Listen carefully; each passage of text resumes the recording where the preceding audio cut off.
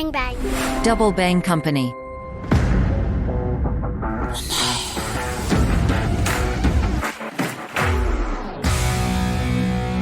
Salut les internautes, mon œil jette un coup d'œil sur le monde d'Alexandre Medvedovski. Alexandre Medvedovski est président d'ESN Network.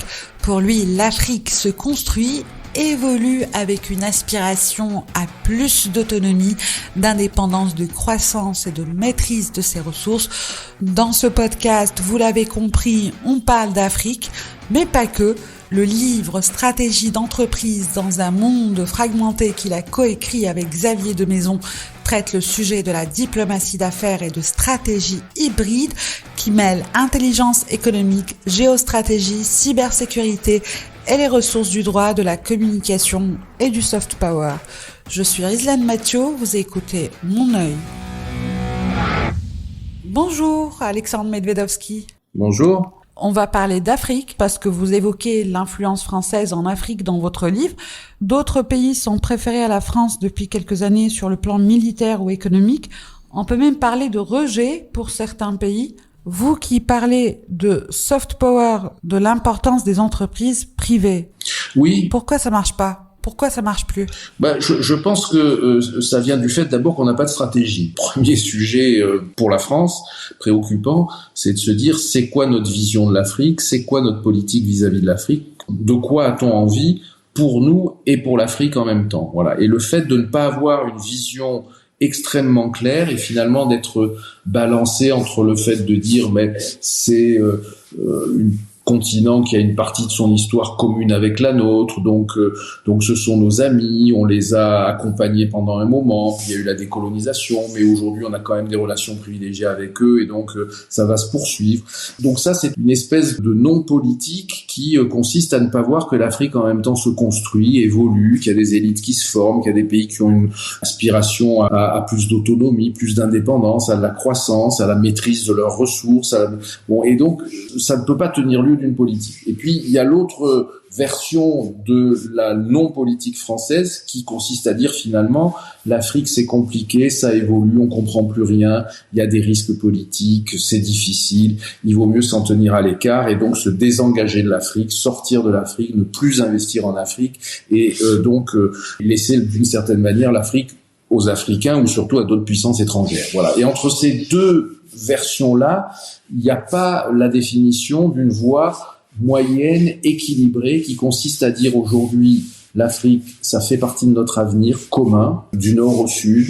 L'Afrique, on est là pour nouer des partenariats, on est là pour y investir, mais en respectant aussi le fait que, à travers ces investissements, c'est pour promouvoir la formation de cadres d'une société africaine différente et nouvelle, de lui permettre de s'enrichir, d'avoir des transferts de technologies, de bâtir ses propres filières de développement, ses propres industries, la valorisation de ses matières premières. Bref, d'être dans une logique beaucoup plus respectueuse et partenariale où il y a place pour une présence forte de la France parce que les Africains ont aussi besoin de nous, ont aussi besoin de l'Europe et ne peuvent pas être prisonniers simplement du pillage de leurs ressources par les Chinois ou une domination d'un modèle américain ou Wagner et des forces de sécurité privées russes qui viennent d'une certaine manière leur faire subir d'autres contraintes et d'autres pressions. Vous faites référence dans votre livre à Patriot, le groupe de médias affilié à des sociétés d'Yevgeny Prigojine. Patriot a mis la clé sous la porte et a licencié ses employés. Est-ce qu'il va se passer la même chose pour Wagner ? Honnêtement, je ne crois pas. C'est-à-dire Wagner, ça a été vraiment le bras armé du soft world power, appelez-le comme vous voulez, de la Russie à l'étranger, notamment en Afrique, où il reste présent en Centrafrique, il reste présent au Mali, il reste présent dans un certain nombre de pays comme ça, et je ne crois pas que ça va s'arrêter et disparaître. Bon, et puis à un moment donné, enfermé dans une guerre dont il ne voit pas d'issue et dont il n'arrive pas à sortir victorieusement, le pouvoir russe a estimé que Wagner, ou peut-être que c'est Wagner qui lui a proposé, pouvait servir de force supplémentaire ou de force différenciante aux forces armées russes dans le conflit avec l'Ukraine. Bon, et ça a fait apparaître des tensions extrêmement fortes entre l'armée russe qui avait le sentiment de voir arriver là des mercenaires privés qui venaient à la fois souligner les faiblesses de l'armée russe et prétendre qu'ils étaient meilleurs que les forces armées russes. Donc c'était insupportable pour les militaires russes et donc ça a entraîné des tensions extrêmement vives entre Wagner et l'armée. Voilà, donc c'est cette affaire-là qui a produit le faux coup d'État ou la fausse pression de Wagner sur Poutine et sur Moscou et qui n'est pas allé à son terme parce que il y avait à mon avis une disproportion de force et puis tous ceux qui soutiennent Wagner ont fait comprendre à son dirigeant qu'il pouvait pas aller plus loin dans ce bras de fer. Donc ce bras de fer s'est arrêté. Voilà. Maintenant la question qui se pose, c'est est-ce que du coup Wagner va être totalement démantelé, ce qui est une hypothèse, ou est-ce que Wagner va se transformer, se recadrer dans le cadre des missions pour lesquelles ils ont montré une certaine efficacité à la solde de la Russie, qui est l'influence de la Russie en Afrique et dans un certain nombre de pays étrangers. Moi, je pronostique plutôt que Wagner vive sa vie. Alors, peut-être que ça changera de nom pour donner l'impression d'une remise en ordre par le pouvoir russe, mais je pense que Wagner va poursuivre sa vie sous la forme actuelle ou sous d'autres formes, notamment dans les zones étrangères qui sont un peu loin des compétences russes et où la Russie n'a pas envie d'engager des forces armées traditionnelles. La guerre de l'information se développe et pour le coup fait éclater la distinction entre guerre et paix. Oui, mais ça c'est très vrai. Ça c'est vrai, c'est que d'abord on est plus rarement qu'avant, même si le conflit en Ukraine montre que ça n'est pas totalement vrai, mais on est quand même plus fréquemment qu'avant dans des formes de guerre différentes que des formes militaires. On peut se faire la guerre de l'information, on peut se faire la guerre des réseaux de communication, on peut se faire des guerres informatiques, on peut se faire des guerres économiques ou des guerres informationnelles.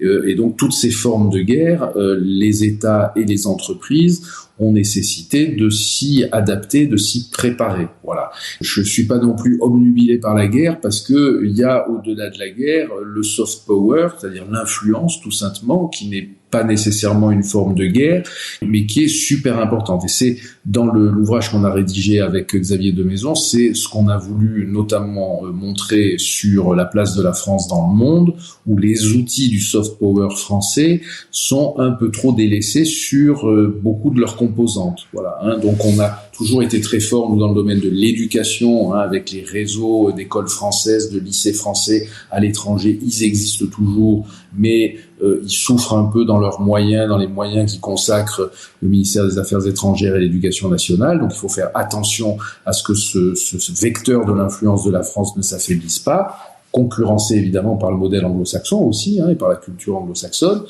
Sa composante universitaire est aussi très importante, et c'est pas sain du tout. Moi, je le condamne très vivement que la France soit trop restrictive dans l'obtention et la délivrance de visas pour les étudiants des pays étrangers qui veulent venir faire leurs études en France dans des universités françaises, sous prétexte que ce serait une immigration déguisée ou qu'on ne sait pas si les étudiants repartiront chez eux ensuite, etc.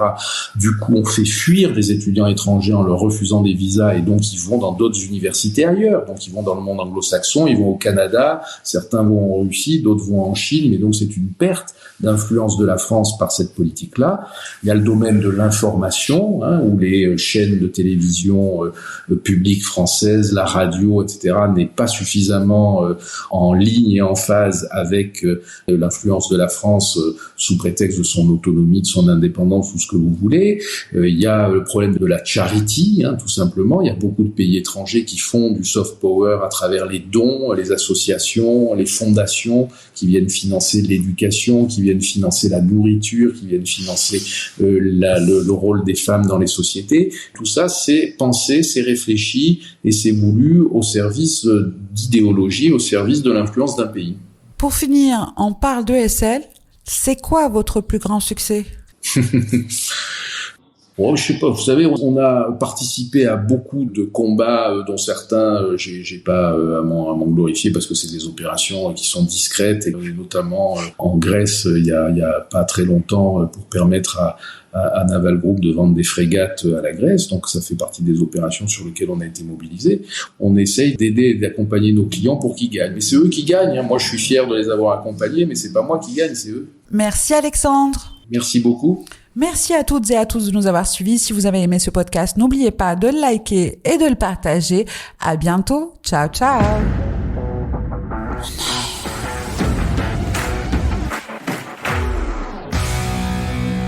Bang bang. Double Bang Company.